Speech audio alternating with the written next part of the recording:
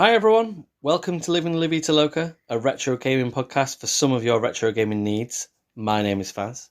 And I am Rich. That was sultry. Thank you. I try. Do you do that in like job interviews and stuff? Just like It's just how I enter rooms. What's wrong with this guy? I don't know.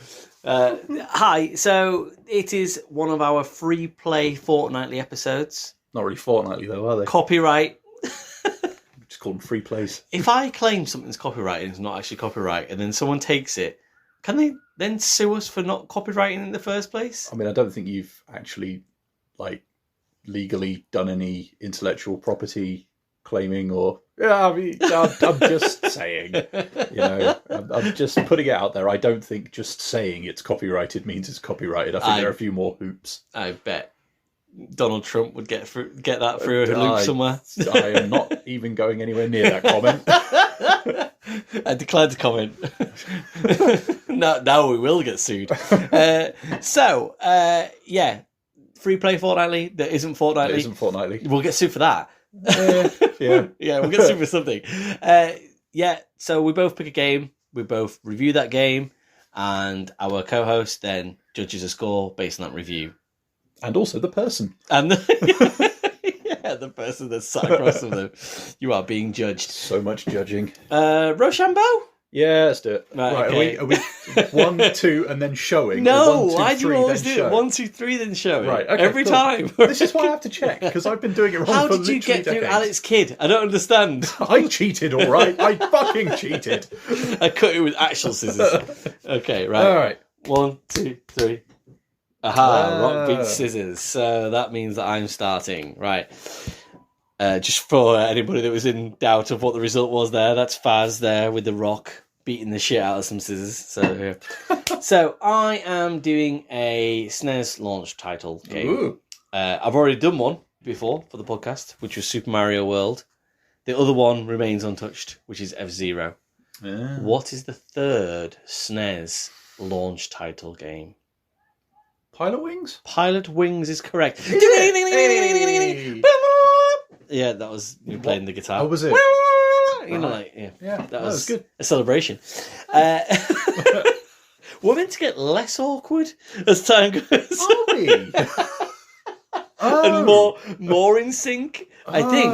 I don't know. Right. We're meant to be on series 4 right now of Friends and just flowing, and now we're just What are we doing wrong then? falling like a plane in Pilot Wings. So well done though for getting that right. Pilot Wings launch title. My first note: imagine getting those 3 games like your starter Pokemon, and imagine your parents come home and say, "I bought you a Super Nintendo Entertainment System. Oh my god, that is incredible! What can I play on it?"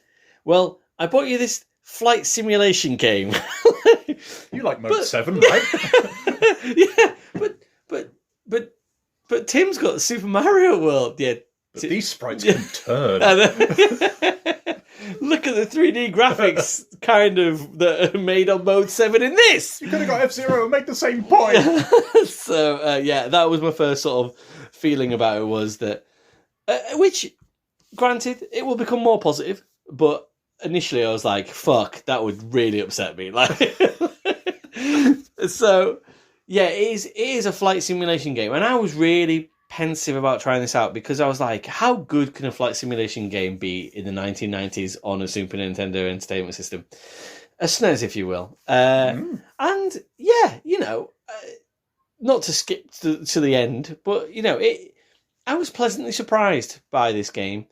Initially, I was like, I didn't think a lot to it. So there are 4 different modes of transport, if you will, that you are training, Gran Turismo-esque. You're going through your training sort of certificate as a flying object, as a human being that can fly. So you can go in an aeroplane. My short notes on these: plane, fun. Right. You can do hang gliding, intermittent fun, I would say. We will come back to this, don't worry. You get to skydive, rock hard is what I've got, which in British just means really fucking hard. And and rocket belt, which again I've got fun.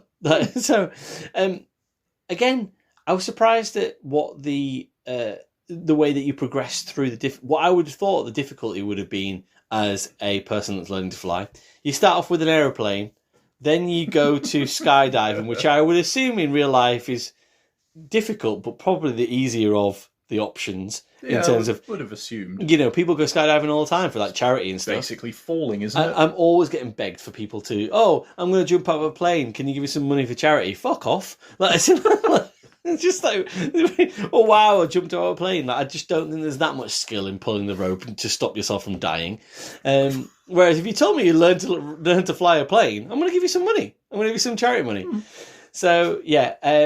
The fact that you start off by learning to fly the plane, then you go into the skydiving, then you go into the rocket belt, which I would have then thought would have been harder to grasp than hang glider, which again, you're just holding on to something, if you ask me. Whereas a rocket belt, if someone comes over to me and says, do you want to do a hang gliding lesson, or I'm going to strap a rocket to your crotch? I'm going to think that, that hang gliding's easier. It definitely sounds more like a threat when you put it like that. Less likely to scare me. So, again, the order of which you are introduced to the lessons was a bit weird, but, it's okay. So you effectively have to, in the game, I assume that you've played the game by the fact that you seem to know that it was a launch title. No, I know it was a launch title. And all about Mode 7 as well. Oh, I know about Mode 7. Mode 7. Whereas I know nothing about it. So I've not actually played it before, but I think it is meant to be, like, I know of it because it was meant to be a bit of a showcase for what the SNES could do with its graphics and, like, snazzily turning entire maps around and stuff like that. So... yeah, it is snazzy. We'll get to that. Because it performs really well on one hand, and on the other hand is the other hand. So this is why they don't let you fly planes. Yeah, I have my left hand and my right hand. No, we're going to kick you out the plane, mate. So yeah, in terms of performance, we'll come back to the performance part of it. So the content then, and how the game actually works. So you're doing these flying lessons, and you are, I mean, in my case, semi in control of these contraptions. And you've basically got to do a scored flying lesson, and then you land on a targeted zone. These targeted zones can be scored basically as well. So you get your 10, your 20. There are bonus zones you can land in as well, which get you maximum scores, and also can introduce a bonus game into the situation as well. I only really managed that once, but the bonus game, what was it again? I've forgotten completely now. I think it was something to do with penguins. Anyway, great review.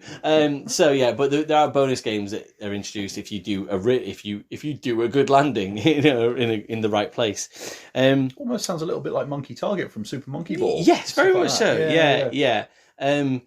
So the skydiving part of things, I said about you getting kicked out of a plane. I didn't realise, and it's clearly must have come from somewhere. Like you skydive from a rope ladder that's hanging from a helicopter. Like, you don't see the helicopter, you hear the helicopter. It's clearly a rotor, and you go straight up into the sky. And I'm like, is that a legitimate thing? Like, obviously nowadays you just see people skydive from planes, or hear about them skydiving from planes, down the cafeteria at work. Oh, sponsor me please, fuck off. Like, but if you jumped out of a helicopter rope, that'd be pretty cool, like hanging onto the rope, because you've got to have some sort of strength to get 3,000 meters in the air. If you let go at like 100 meters, you're done. Yeah. So I don't know if in the 1990s that was okay, and now it's not.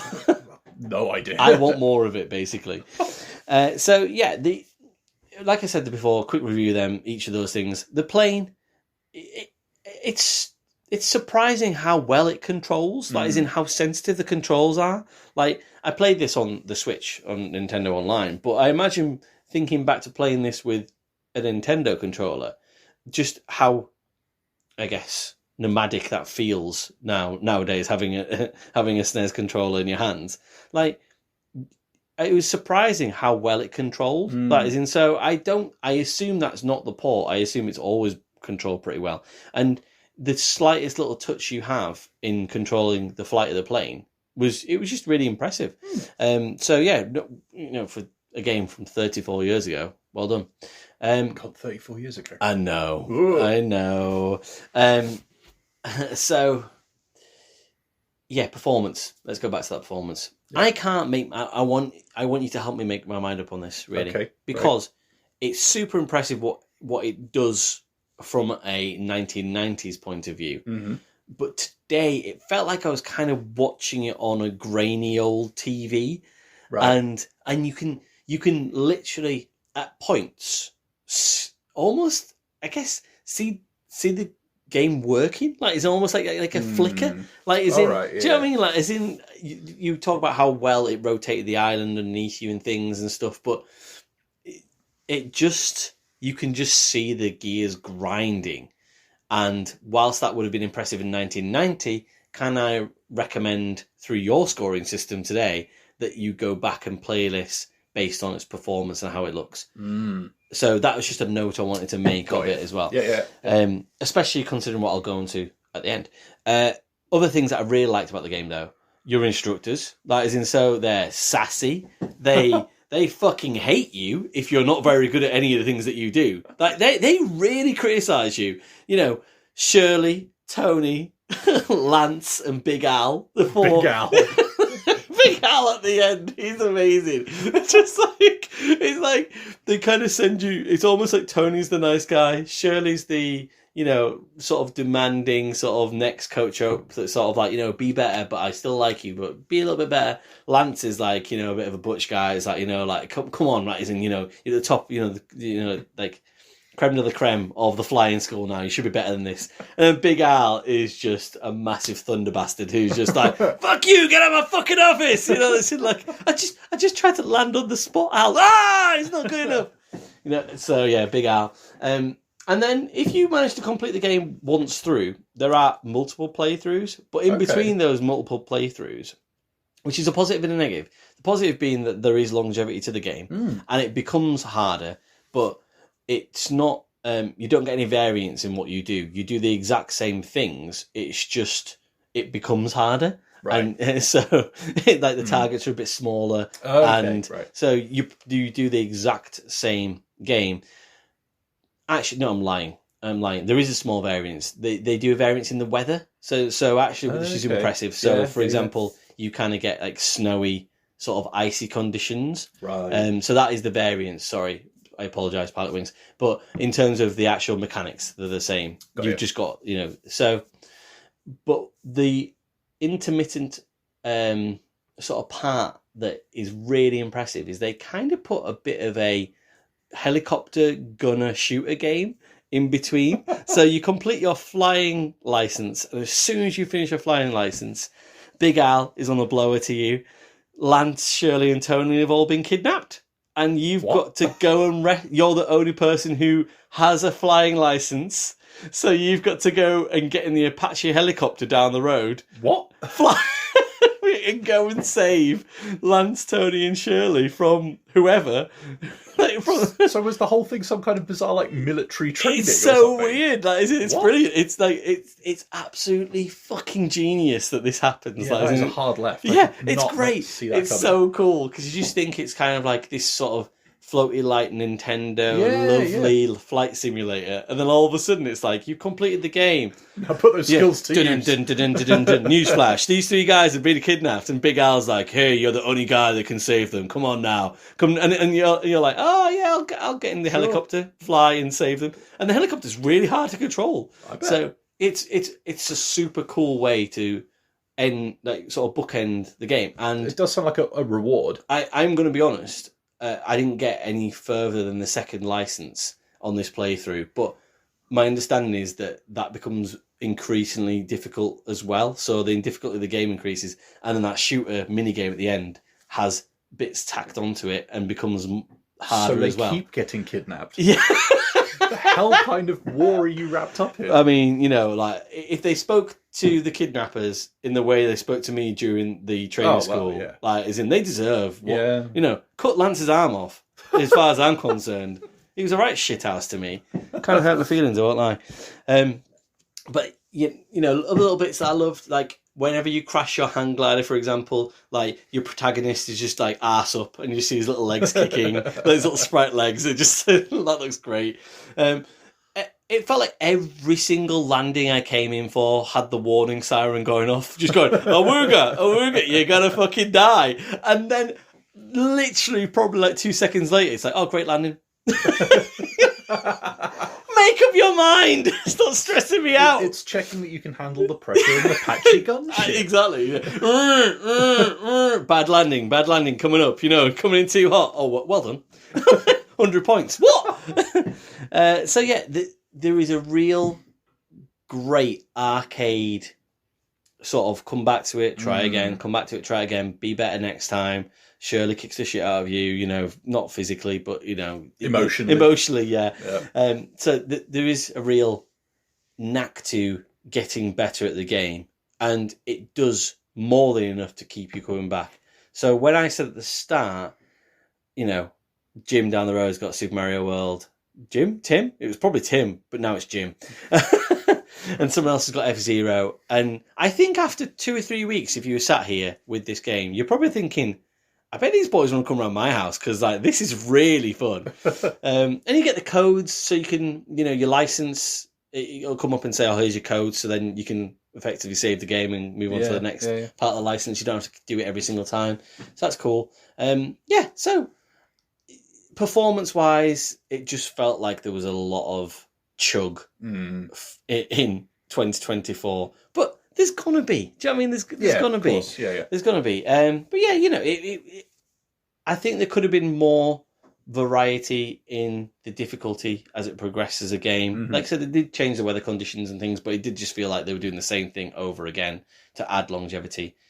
But that's speaking out two sides of my mouth because they add longevity by putting a fucking gunner game on the end of it that you do not see coming, and it's really fun.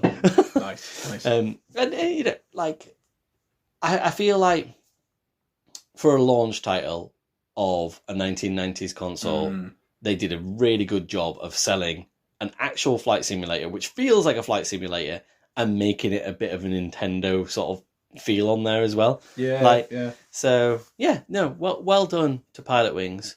Well done, Pilot Wings. You know, how do you feel about that? How do I feel about that? I'm intrigued because that is not an easy one to score for me, if I think in my head, and I was struggling myself. You might be like, you know, whatever.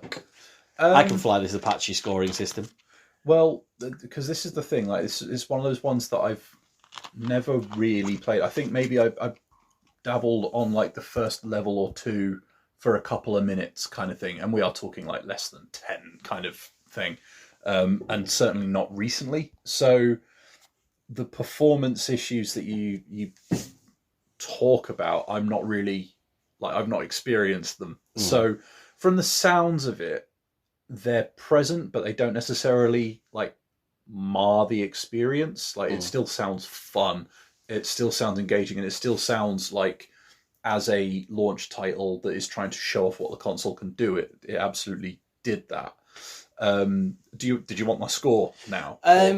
Why don't you keep it for 5 minutes? Yep. Okay. Because I'm going to tell you that I went on to play Pilot Wings 64 as well. Oh, very nice. So, launch title. Another launch title. They backed it in again. They were like, "Oh, you know what? We love Pilot Wings. Like, as in, we're gonna launch it beside Super Mario 64. Like, as in, you know, there's got to be a compliment in there somewhere, yeah, exactly. Right? It really is. Like, as in, you just think that they were the only 2 games that were launched with the N64. Were they? Yeah. How wild is that? Again, though, I would feel a bit aggrieved if Tim got Mario and I got Pilot Wings. But I would feel wrongly aggrieved because it's a pretty good game again. Like, and they run back the classics. It is an amateur flight simulation game that this time you control a hang glider, a gyrocopter, and a jetpack. Okay. So you get away from the rocket belt near your genitalia, and it's more probably for the shoulder best. area. Yeah. And you obviously get the 3D rendered graphics with it. So the controls are the same in so much that they're just really easy to pick up. You are just trying to effectively control your flying contraption with into the wind, left and right. There are a few more, I guess, complexities to this. So, for example, the first hang gliding mission, you have to fly, you catch an uplifting wind, and then you have to take a photo of a chimney stack. It's so strange that was what they chose. It was almost, take a picture of the chimney fire is your instruction. All right. But then, there's a little bit of a difference there, obviously. But the controls, like I say, it's simple enough. And you forget this is the first time you play with an actual analog stick. Yeah. And it's so receptive. It's so receptively good. Again, I played this through Nintendo Switch Online using a Switch nubbin, but I imagine that it's ported, as best it possibly can be from that N64. It's crazy how receptive it is. The actual game itself, so you get the 3D polygons. It's Christmas. It's Christmas. I just mistaken the word Christmas for crispness. Happy enough. Christmas, everyone. Christmas is, and how sharp the polygons are actually in its favour. It looks so clean, obviously looks horrendously like 1996.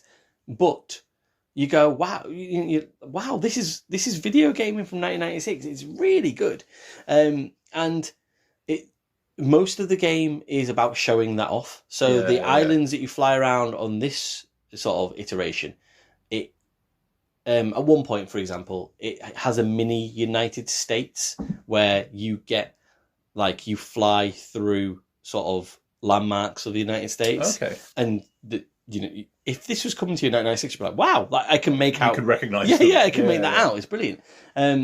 So that's really where I was being derogatory towards Pilot Wings in terms of how that looked in all the island and thing. I think that one of the positives of Pilot Wings 64 was that did a really, really good job of that being a launch title for that console and really made that sing compared to what I thought Pilot Wings maybe did on the SNES, even though I know fine well that making a flight simulator work on the SNES was an impressive feat itself. Yeah. I'd say the thing about this was that Pilot Wings had way more character than Pilot Wings 64, so you don't really get to know the characters in this. You do a license again, you do a flying license, and it performs really well compared to the first game, but on the flip side of that, there's no real narrative, whereas as you've just discovered from Pilot Wings there ends up being a bit of a narrative. Your instructors interact with you depending on how well you're doing, and they all have a personality, and therefore the game has a personality. There's no instructors, there's no personality to it. You don't get to know the characters. If they'd have thrown something in there where you kind of you have a choice of 8 characters on this, and they all have that different sort of ability where it's like this person's probably a bit better at hang gliding, but they don't tell you how. Right. It's made from the body shape, effectively. It's like, oh, this person's a fat bastard, they can't fly. So it's like, maybe they can spread their wings more. And it's just, they could have done a better job of, SSX, where you kind of get to know the characters a little bit. It would have been good to just sort of have a little bit of a bio and maybe, some speech where they talk or interaction with some sort of maybe instructors. It feels like they really lost their way on that with this. I wonder if that's the sort of thing, though, that would have ended up being in the manual or something like that, perhaps. But then Pilot Wings had it in the game. That is a fair you're right. point. That is a fair point, though. You're right. I never read a manual for either of them, but I definitely felt more of a connection with the narrative and emotionally with Shirley and Lance and Tony and Big Al. Bless them. And the one thing I would say that I preferred in Pilot Wings compared to Pilot Wings 64 was that in Pilot Wings 64, it felt like there was a real emphasis on the good landing. And whilst I was joking before about it felt very variable about how well you were about to land in Pilot Wings, and then you could do a great landing. The fun of the game wasn't wasn't about that. Pilot Wing 64 really puts a massive emphasis on creating a perfect landing, especially with the hang glider. That's really difficult to get right. And it feels like you spend a lot of time trying to get that right, when actually what you want to be doing is spend a lot of time exploring the islands or doing the rest of the mission. The landing bit feels like the least fun part, but the part that you have to spend the most time trying to get right. Right. Which I totally accept. I need to get better, and that's the whole point of the game, is to be better, and it is a flight simulation game. But that part of it is just felt really niggly, and I was like, oh, I have to do this fucking landing again because I haven't got enough points to progress to the next mission. And actually, whereas I did 95% of the mission really, really well, and I enjoyed that 95% of the mission, that 5% I'm not enjoying, and you're making me do it again. And it felt like the focus is in the wrong place. But yeah, apart from that though, really, you can see where Wii Sports Resort with the flying that comes around like 2009, like as in, that kind of perfects Pilot Wing 64 as a sort of concept of, and you can tell that was like, where it was eventually going to get to. But yeah, as a game, again, it felt like both of them. The reason I wanted to bring them both really was because they're both flight simulation games, both launch titles. They both need scored in their own right. I felt like Pilot Wings had a better narrative and actually felt like a bit of a tighter game, and I enjoyed myself a little bit more with that, a bit more fun. But it was so impressive what Pilot Wings 64 showed off that showed off the Nintendo 64 better than Pilot Wings shows off the SNES, if you ask me. Yeah. Just to put all that on your plate. That is a big plate. That is a big plate. Big Al's big plate. Did you... Sorry if you mentioned this. Please probe. Spaced out. Please probe me. With the Pilot Wings 64... Once you complete your license, is that just a straight back round to doing more licenses? Yeah. So there's no end game or post game, as it were. No. So as far as I could tell, there was nothing like there was with Pilot Wings, where you got the chopper game, for example. There were bonus games that you could do if you got gold on your license. Yep. I am not good enough to get gold on my license. Fair enough. So I did not explore them. I believe they were of a similar fun variety when I was researching the game of, if you did well, then you got to play a fun bonus game. Yeah. That you could get scored at as well. I think it sounds to me as though they are, great showpieces and good fun. I think that the point when it comes to trying to score them that I keep coming back round to is that ultimately they launched against Mario games that routinely pop up in greatest of all time lists, and that they don't. That, and I know we shouldn't be too influenced by that kind of thing, but I think in my head, as a way of kind of setting a benchmark for those games to launch at the same time, those are some really high benchmarks from the Mario games. So that's a really good point, though. I think that's a really nice way of framing it, because if you go along that train of thought, whilst I was bemoaning that Pilot Wings didn't do a really good job of making the SNES look good, and Pilot Wings 64 made the N64 look good, in the end, what the annals of history say is that how good did Super Mario World and Super Mario 64 make those consoles look without any flight simulation sort of... Do you know what I mean? Exactly. And it's that kind of point that I keep coming back round to, because these sound like perfectly well made, perfectly good fun experiences, but ultimately they are not in the greatest of all time conversations like some of the other titles they launched at the same time, rather. So, that instantly, in my mind, brings it down a couple of pegs. Yeah. That said, I would be minded to... I'm torn between giving them slightly different scores or giving them the same score but for different reasons. And I think I'm going to give them the same score for different reasons. I'm going to go with an 8, I think. Oh, right, okay. Am I going to go with an 8? Yeah, I think I will. If you were... It sounds to me like, were you there day one, you'd got your console, and like you, to use your example, Pilot Wings fell out of the box as well.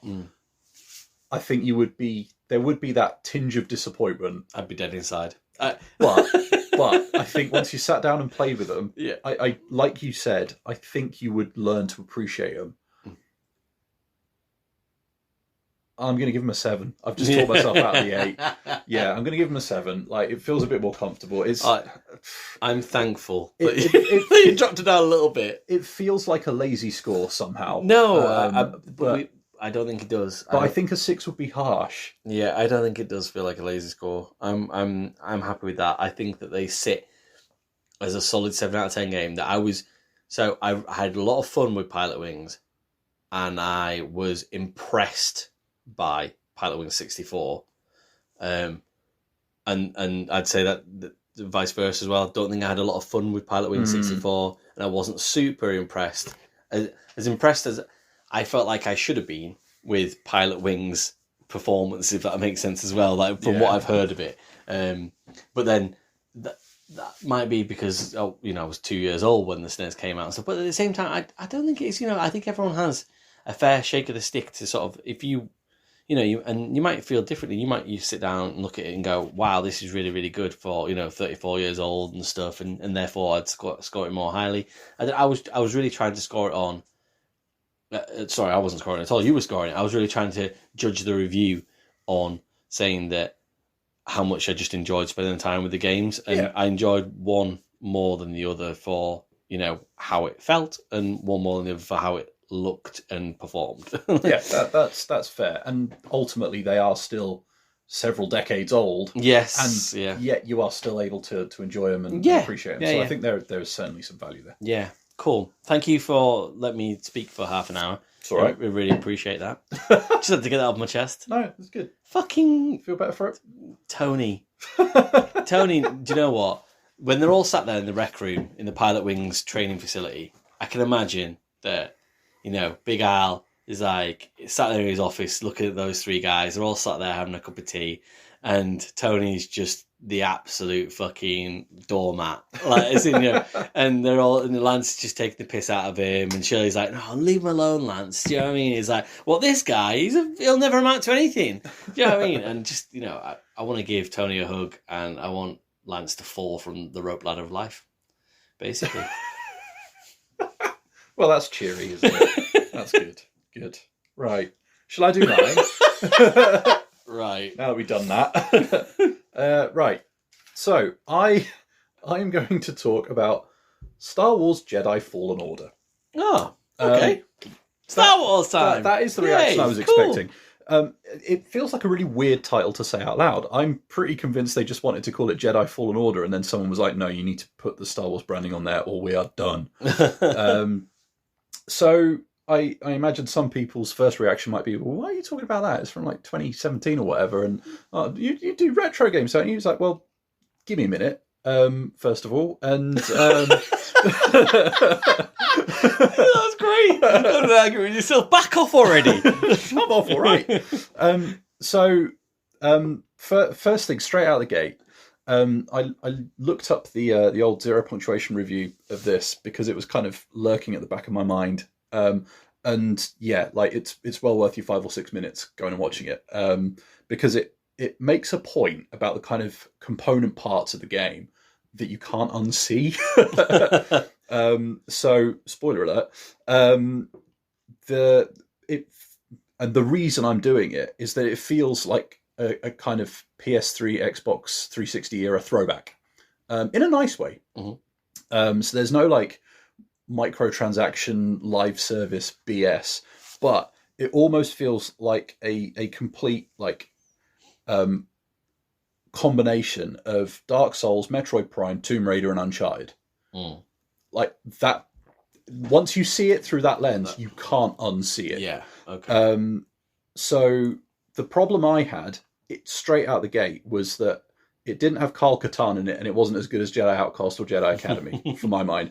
But then I still have a chip on my shoulder about the fact that we don't have a Kyle Katarn in the official canon and stuff like that. And frankly, that's the greatest crime that Disney ever pulled. The greatest crime. That was my favourite Star Wars character, and you stole him from me. So, I feel better saying that. Yeah. The problem I had with this game is that it's fine. It's good. Like, it's solid. However, once you see it as Dark Souls, Metroid Prime, Tomb Raider, or Uncharted, I would rather be playing any of them. Oh, really? Yeah, for different reasons. Like, I prefer the combat in Dark Souls. I like the setting of Metroid Prime. Tomb Raider is just iconic. And I prefer some of the characters in Uncharted. You know, the kind of the back and forth they have, and the kind of it's engaging, right?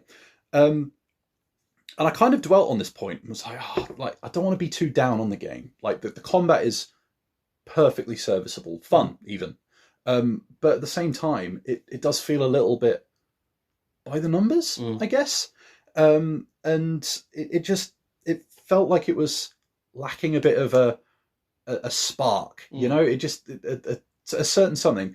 So I mean, like, the story is kind of there. You go on a search for a MacGuffin to potentially revive the Jedi Order and all that kind of stuff. And that, again, well, this is the thing. Like, I haven't been engaged in a Star Wars story since Rogue One. Yeah. Right. And like, who has? Well, you know, it was difficult to get on board with this, frankly. And the game tried. You could see the developers were putting in the effort, and the actors were doing their best, and all that kind of stuff. You could see the effort that went into it. It was just something about it that kept me at a distance. And, you know, it looks good. It's got some environmental puzzles in there that, again, are very much in that kind of Uncharted and Tomb Raider vibe. And, you know, it was all engaging enough. There's a fair bit of backtracking, but, you know, you look at the Dark Souls influence and you can kind of see where that comes from. But the world wasn't quite as, you know, interconnected in as engaging a way as Dark Souls was. You know, that's like peeling back layers of an onion, and you can kind of see where these dots join up and things like that. It didn't quite feel like it nailed that side of things.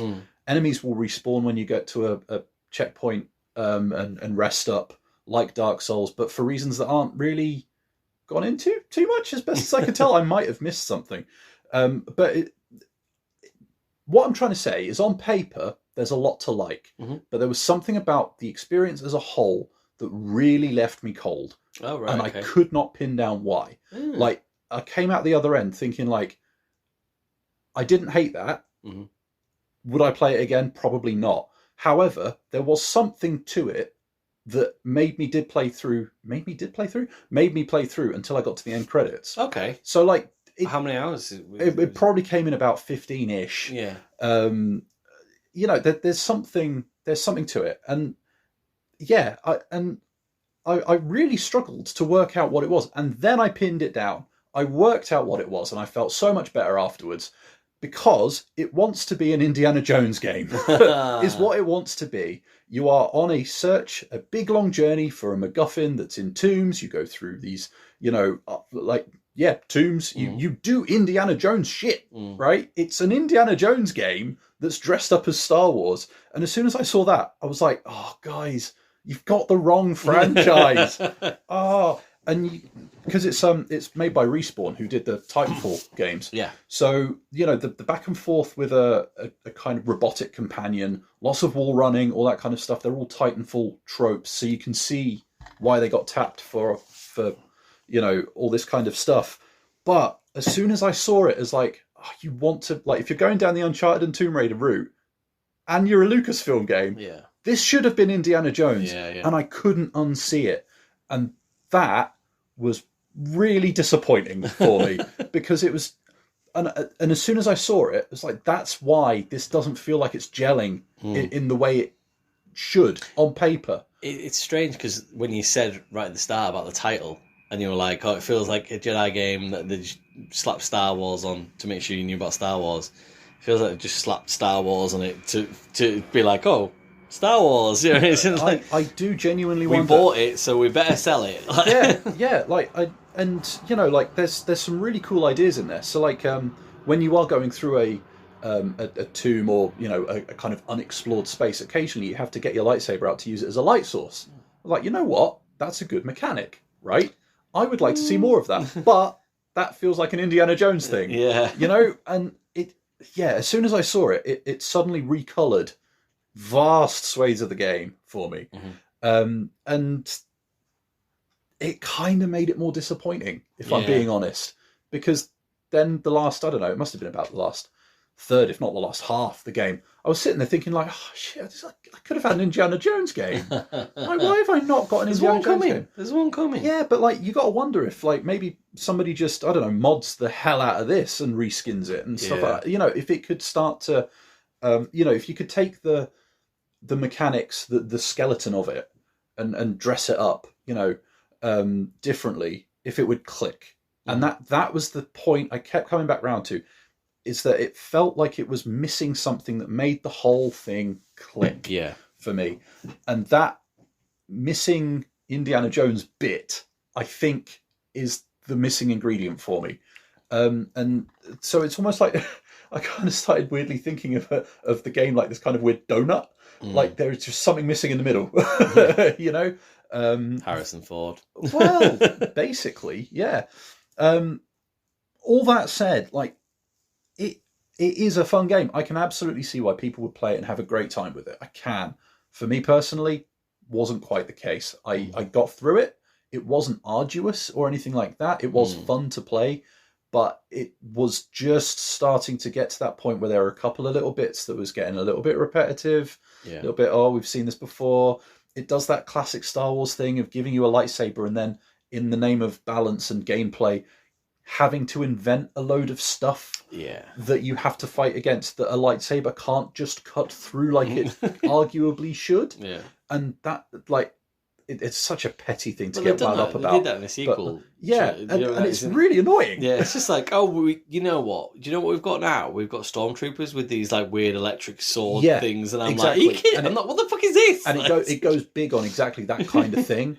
And it just feels like a bit of a kind of cop out type thing, you know, like if you're a kid and you're playing with your mates and then suddenly like someone's got super armor that whatever you're doing can't get through. Like, oh, fuck off. That happens all the time with my 6-year-old. Like I try and teach him like life lessons about like you can't always win. Sometimes you'll lose. Like, no, well I'm this now, and I'm like, well, you're not. Are you? But it felt like that playing this game, where occasionally you're just like, oh yeah, like I've got some skill points in now. Like I feel like I'm making some headway on the combat and what I need to do, and then you go around the corner and it's like, yeah, but this guy, he's got a bigger glowy purple hammer thing, and it's just like, oh god. Does that feel like because Titanfalls were both really well received. I think Titanfall 2 was really well received. I really enjoyed Titanfall 2.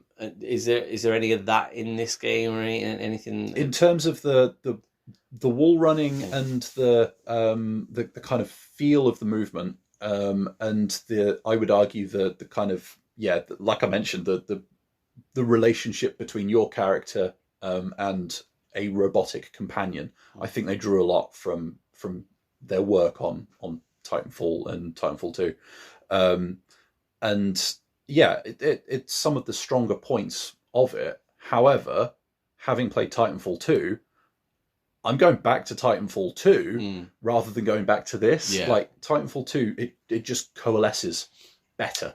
Whereas Fallen Order, once you see the influences, you can't unsee them. It's very upfront about it. And obviously you said you got to the end, it wasn't too arduous, but would you now play the sequel? No. Okay.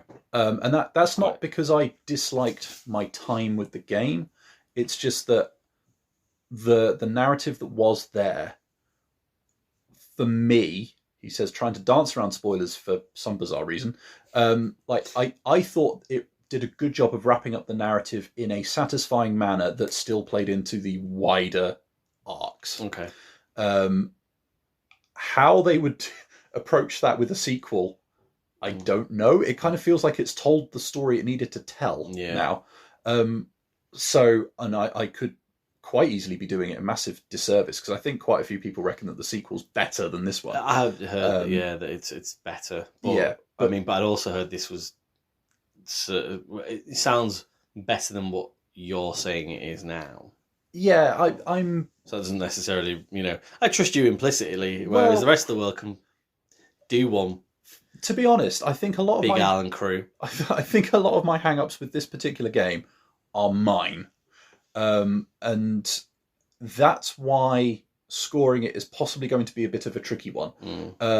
But yeah, it ultimately did boil down to that fact where I know that I've got Dark Souls over there, I've got Tomb Raider over there, I can go play Uncharted. I could be doing any of them and have effectively better versions of bits of this one experience where it doesn't feel like it's better than the sum of its parts. But not to do you a disservice as a human being, but you would be a central fan of all those franchises and Star Wars and Indiana Jones. Therefore, I would expect you to be the kind of person that would enjoy this game, if that makes sense. No, and you haven't, absolutely. so therefore... And this is why I kept coming back round to that whole, on paper, these parts should mean that I probably should enjoy it. Granted, like Star Wars, I've definitely fallen off the wagon a little bit, right? I'm considerably less engaged with it than I once was. But you just attempted to get back onto the wagon, and it isn't. And you're rightly sort of proven right to say that it's not necessarily your cup of tea. Yeah, there is part of me that will always love it. There is, but I'm definitely not as as ultra engaged as I once was. This is why this was a particular. I wanted to talk about this game, having played it through, because it did come down to that whole, well, objectively, it's solid. Objectively, I can see why people would like it. Subjectively, I checked right out. Yeah. Well, maybe not right out. That's a bit harsh. But like, I would argue, for me personally, it was quite an average experience. I can absolutely see why it would be someone's favourite game in the world. Yeah. It was one of those ones. So enjoy scoring that. Well, I mean, I don't know. I've been a number in and around a number has been percolating in my head for a little bit. But then, I try to score critically and also as objective as I can. And a lot of the things you were saying you seem to labour the point that it was like it's subjective to you. That is in, but I don't think it is necessarily. That isn't. I think that what you're saying is that whilst mechanically the game seemed to perform, that is in, you did not attach to it emotionally. And therefore, I don't feel like the narrative necessarily would have been that strong. And the main character. Tell you one thing as well. Like, this has got nothing to do with my review, but one thing is reminding me. And I had this thought randomly out of nothing today. I am so sick to death of cutesy, friendly robots as companions, and the fact that you've then reviewed a game that has that going on makes me hate it. They won't go to my score, but that is in like at the moment, for whatever reason, there is just a fucking little bastard robot following people around all the time. Oh, I'm so friendly and cute and stuff, and just like, it just annoys me. It just seems to be this mechanic that games and films just seem to lean on so much nowadays, and it's really getting to I don't know why it grinds my gears so much, but it really is everywhere. Yeah. And in this particular case, there are story beats that hinge on the kind of emotional impact this robot companion's actions have, which feels like it's lending possibly a touch too much weight to it. Yeah. Especially when it'll do this like quirky thing where you open up a chest and they're always like cosmetic items. Like you can change what your tiny little lightsaber looks like, and you can never see, and all that kind of stuff. But this little droid makes a point of jumping in the chest and rooting around and then coming back out. And your character, makes a little throwaway quip of like, "Oh yeah, I knew you were going to go in there," or whatever. It does it every single time. It does it every chest, every single time, and you are opening quite a few of them. And the first time it does it, raise a little smile. Second time it does it, it's like, okay, cool, fine. By the X dozenth time it does it, oh my days. Like, it'll do it when you're fucking underwater, you know, and your character will still talk, like, you know, and it's just, there's no variation to it. And I think that to me points to the kind of disconnect I had with it. If it was like a random chance that this thing would happen, and the rest of the time your character would just lean in and pick something up, I would have much less of a problem with it. But because it was like, they went, we've got this cute robot and we want to build up this bond between the characters every time, it's going to happen every single time. That was where it started to feel almost like a kind of a cynical ploy to make me engage, and it was probably that kind of thing that made me start to feel a bit distanced from it. Opening chests, it reminds me of God of War. When in fact, like the God of War like reboot especially is probably another one that I don't think it came out before this one, but this also has that kind of creeping through. I think The Last of Us did it as well, where like tiny gaps and stuff like that to hide a loading screen and all that. And it's so many of the kind of third-person action adventure tropes from like the late 2010s, early 2020s. Like it absolutely ticks so many of those boxes. And it just, I felt tired, frankly, tired. Oh, see, I'm you'll probably go, oh, that's a little low, but I feel like you're not recommending the game. And therefore, I'm like 4 out of 10. I would have given it a 5. Yeah, I would have given it a 5. I was going to give it a 5, but I'm not now. I've said 4, because I felt like while you were saying it is a generic game and it didn't really offend you necessarily. I don't know. I feel like with video games, they should, at the 10 out of 10s, they should thrill you. You should not be able to put it down. It should just be something that lives inside your sort of soul. Do you know what I mean? Like, I get that. Yeah, absolutely. And the zero end, it should be something that makes you feel physically sick. Like, as in, and like you say, this is probably in the middle, but I feel like the thing that tips it over into a 5 to 10 range is almost that you're not recommending the sequel, or at least you're not recommending you're not going to go and play the sequel. You're saying that it's something that it just tired you out. Like you shouldn't feel like that at the end of a video game. I think it felt. I don't recommend you to feel that way. It felt a bit derivative. I was just going to take your coffee. That's my tea. I'm so tired. I'm going to try and take your drink. It felt a bit derivative by the end of it, and I kind of wished that. I think it kind of came down to 3 things. Like, yes, it's perfectly well made and it's perfectly solid. It is good. It is a good game, right? For me personally, and this is why I've laboured this point so many times. When it comes to scoring, when it comes to talking about these things, ultimately, I don't feel I can give you an objective assessment. I can give you a subjective one, subjective as hell, as amply demonstrated tonight. Oh, I'm subjective, don't you? But like, if you have listened to any of this stuff and you feel as though your views and tastes align with my own, I can't help but think that you might bounce off this just as much as me. However, like I said, there will be plenty of people that will be spitting feathers because they absolutely adore this game, and rightly so. I can absolutely see why somebody would love it. For me, it didn't have enough of a spark of originality. I wanted something new. You know, the best bits are the cameos. There are a couple of fun cameos. But that's cheap. That's kind of what Star Wars is now. Like, a general that is a very, very good point. But like, considering the part of the story they were aiming at, the kind of overall story, and the story they wanted to tell, I think that it had so much potential. I think there's a lot they could have done with it. And then as soon as you decide to make it a video game rather than a film, you need original mechanics to go with it. You need something different. And if you've got a lightsaber, like, it won't be original, but you can make that fun as hell. And it didn't quite do that. And then, you have the traversal and the exploration stuff, and it didn't quite do that. Mm.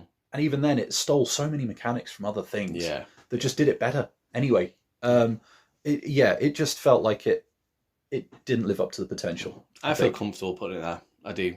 It sounds silly, but that is in. You've given a really comprehensive review, and it's left me feeling a certain way, and that is that I don't necessarily. I don't ever come away from any of our podcasts thinking, "Oh well, I'm not going to try that now because Rich didn't like it or whatever," or or maybe I'm going to go and try the sequel even though I didn't necessarily like the first. I always try and look at things with fresh eyes, but I've probably sat with that in front of me on Game Pass with the ability to play it, and nothing's ever drawn me to it. Yeah, even I can, it's almost a bit generic. Yeah, the artwork even looks a bit generic and stuff. Even though I've heard pretty good things about it from friends or reviews Star and stuff. Wars by numbers. Yeah, do you know what I mean? It definitely, yeah. And that's it's just not good enough. It's just not good enough to make me want to play a video game. It's not good enough for me to go and sink my time into something that is which is, as we've spoke about many times before on the podcast, it's limited. So I'll tell you what though, there is one point just before we wrap up that I did want to mention that I disagreed with you on. And that is about going and wanting to play the sequel. Because for my money, the fact that I don't want to go and play the sequel is actually a compliment for how it wraps up this narrative. Okay, that's fair. Because it's wrapped up in a satisfying way. Yeah. It's not the most engaging thing in the world. It's perfectly serviceable as a Star Wars story. I'm sure if you are more invested in the universe than I nowadays, there will be plenty to enjoy. There's a lot of lore you could sink your teeth into. It treads on some ground that, when I did a bit of digging, hasn't really been touched on much since Disney bought everything out and reset the canon and all that kind of stuff. So it does try and do some interesting stuff, but for me, those bits didn't quite hit like they could have. So I'm thinking the Dathomir section in particular, without wishing to go into too many spoilers. Dathomir. I mean, shakes fists. Star Wars zombies. And they actually use the word undead at one point, and it's like I'm sure they were in the expanded universe once upon a time back when, and I don't think this is necessarily new, but it's not. Yeah, it's an attempt at doing something new and different that just doesn't land, and that was kind of one of the few times that it felt like it was trying to do something original, and it didn't stick the landing. That said, when it does get to the end point, it does wrap up in a way that did oddly endear me to it a little bit, because it did actually try and put a little bit of a full stop there. I think it's a really grown-up thing to do, though, to be able to say that I've had my fill after this one, and actually it was fine enough, and I don't need any more. That isn't, I think sometimes and again, it feels like we're bagging on the Star Wars universe, not necessarily, but that's, to me, in the pit of my stomach, that's how I feel about Star Wars, was that it was just like the grown-up thing to do, that, the sensible thing would have been, even if they felt they had to bring out 7, 8, and 9 of the films, for example, that is in, they just need to, that just needs to be it. Do you know what I mean? As in, it just need a break. Yeah, and it's just, we've spoken about that before, I think, really, having a break from things and stuff, and it's just but the grown-ups in the room should know that you've got something. Don't just override the pudding constantly. Do you know what I mean? As in, stretch something out. As in, if people are happy with an ending as it is, you don't need to just add another bolt on to it. So, it's probably a good time to wrap up. Yeah, pretty much. Oh no, we've become the thing that we hate the most. So, do you want to talk a little bit more? Let's talk a little bit more. Okay, so thank you very much for listening, guys. Cheers. Bye.